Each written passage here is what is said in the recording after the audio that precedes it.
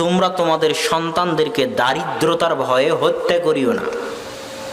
নাহনু নারযুকুকুম ওয়া ইয়্যাহুম, এই বাক্যটার ওজন কয়েক কোটি মন। আসলে এটা ওজন করাও সম্ভব নয়। কত কোটি মন আর কত বিলিয়ন কত ট্রিলিয়ন মন তা আমার জানা নাই এই বাক্যটার ওজন। সেটা কি?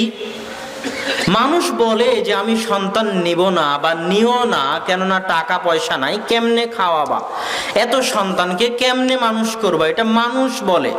আল্লাহ জানে যে এটা মানুষ বলে। তো আল্লাহ বলতেছে যে আরে মানুষ, তুই সকালে যেটা খেয়েছিস ওটাও আমি আল্লাহ খাইয়েছি, দুপুরে যেটা খেয়েছিস ওটাও আমি আল্লাহ খাইয়েছি, রাত্রে যেটা খাবি ওটাও আমি আল্লাহ খাওয়াবো। এখন পর্যন্ত তুই তো তোর নিজের রিজিকের মালিক হতে পারিসনি, এখনো তোর রিজিকের মালিক আমি আল্লাহ। তুই কবে তোর রিজিকের মালিক হলি যে বলিস তোর সন্তান হলে কি খাওয়াবি? কথা মনে হয় বুঝাতে পারি। আল্লাহ বলছেন নাহনু নারযুকুকুম ওয়া ইয়্যাহুম, আরে মানুষ তোকেও খাওয়ায় আমি, তোর সন্তানকেও খাওয়াবো আমি। তুই তো এখনো তোর নিজেরই রুজি রুটির মালিক হতে পারিসনি, নিজেরই রিজিকের মালিক হতে পারিসনি, আর দাপটে বলিস যে সন্তান নিব না, সন্তানকে খাওয়াবো কেমনে? তোর রিজিকের মালিকও আমি, তোর সন্তানের রিজিকের মালিকও আমি। এখানে আর একটা কথা বলে রাখি, যে সমস্ত মা এবং বোনেরা আপনি সন্তান বিরতি দিয়ে নেন, স্বাস্থ্যের দিকে খেয়াল রেখে নেন, সেটা আলাদা কথা।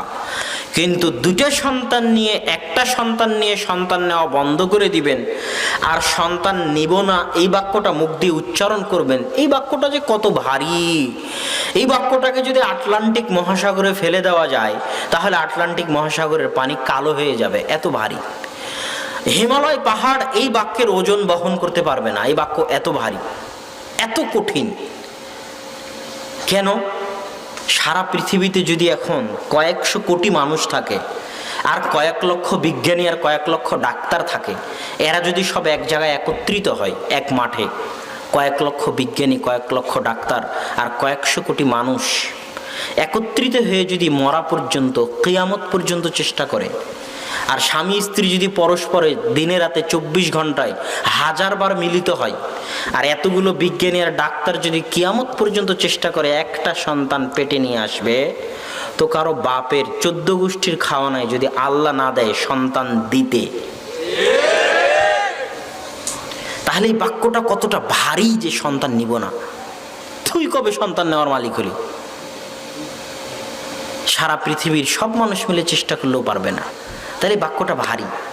এই বাক্য বলা আল্লাহর সাথে নাফরমানি করা, আল্লাহর শক্তি, আল্লাহর ক্ষমতা, আল্লাহর দাপটকে বৃদ্ধাঙ্গুলি দেখানো। তো সম্মানিত উপস্থিতি, বিবাহ করলে সন্তান হলে রুজি রুটির দরজা কেন উন্মুক্ত হবে, এই কথা বলছিলাম। কেন উন্মুক্ত হবে? আল্লাহ সুবহানাহু ওয়া তাআলা আল্লাহর রাসূলের ভাষা অনুযায়ী যে কুতিবাত লেখা হয়ে গেছে, মানুষের তাকদীর পৃথিবী সৃষ্টির 50,000 বছর পূর্বে মানুষের ভাগ্য লেখা হয়ে গেছে। পৃথিবী সৃষ্টির 50,000 বছর পূর্বে। তো আমার ভাগ্যে যে রুজি রুটি আছে, আমার ভাগ্যে লেখা আছে আমি সকালে আলু ভর্তা দিয়ে ভাত খাবো, আমার দুপুরে লেখা আছে আমি পান্তা ভাত খাবো, আমার রাত্রে লেখা আছে আমি ডাল দিয়ে ভাত খাবো। তো এই ডাল দিয়ে ভাত খেতে যে টাকাটা লাগবে, ওই টাকাটা আল্লাহ আমাকে দিবে না দিবেন? জিনিস আজকে বলে যাই। আল্লাহ বলছেন ফাইদা কুদিয়াতিস সালাত, যখন সালাত শেষ হয়ে যায়, ফান্তাশিরু ফিল আরজ, তোমরা আল্লাহর জমিনে ছড়িয়ে পড়ো, ওয়াবতাগু মিন ফাজলিল্লাহ, আর আল্লাহর রহমত, বরকত, দয়া অনুসন্ধান করো। আয়াতটা কি বুঝলেন? এবার ব্যাখ্যাটা বলি। আপনি ভ্যানওয়ালা বসে আছেন, ভ্যান নিয়ে পায়ের উপর পা দিয়ে, আমি গিয়ে আপনাকে বললাম চলেন গাবতলী বাজারে যাই, তার মানে আমি আল্লাহর দয়া আপনার কাছে এসেছি। বুঝাতে পারিনি? আমি মনে হয় বুঝাতে পারলাম না। আমি যে 10টা টাকা দিয়ে আপনার মাধ্যমে গাবতলী বাজারে যাব, এটা কার দয়া? আল্লাহর দয়া। আল্লাহ বলেছে জমিনে ছড়িয়ে পড়ো, আমার রিজিক অনুসন্ধান করো, কেননা আমার রিজিক হচ্ছে আমার দয়া। তো আল্লাহ আমাকে পাঠিয়েছে আপনার নিকটে আপনার রিজিকের ব্যবস্থা করার জন্য, যেন আমি আপনার মাধ্যমে গাবতলী বাজারে যাই আর আপনাকে 10টা টাকা দিই। এবার আপনি যদি বলেন যে যাব না, তাহলে আপনি আল্লাহর একটা দয়াকে কি করলেন? দূরে সরিয়ে দিলেন। বুঝাতে পারিনি? আপনার দোকানে একজন দোকানদার এসেছে, হয়তো 10টায় আপনি দোকান বন্ধ করেন, তো ঠিক 10টার সময় যখন পাল্লা লাগাচ্ছেন তখন এসেছে কিছু কিনতে, ওটা আল্লাহর দয়া। আল্লাহর দয়াকে অবহেলা করিয়েন না। আপনি গাড়ির ড্রাইভার, আপনি হয়তো আজকে বিশ্রাম নিতে চাচ্ছেন, এই সময় একজন ফোন দিয়েছে একটা ভাড়া নেওয়ার জন্য, ওটা আল্লাহর দয়া। তো যেখান থেকেই রিজিক আসুক, যেখান থেকেই রুজি আসুক, সেটা কার দয়া? আল্লাহর দয়া। এই জন্য রুজি রুটি, হালাল রুজি রুটির কোন রাস্তা ইচ্ছাকৃতভাবে পরিত্যাগ করা উচিত নয়।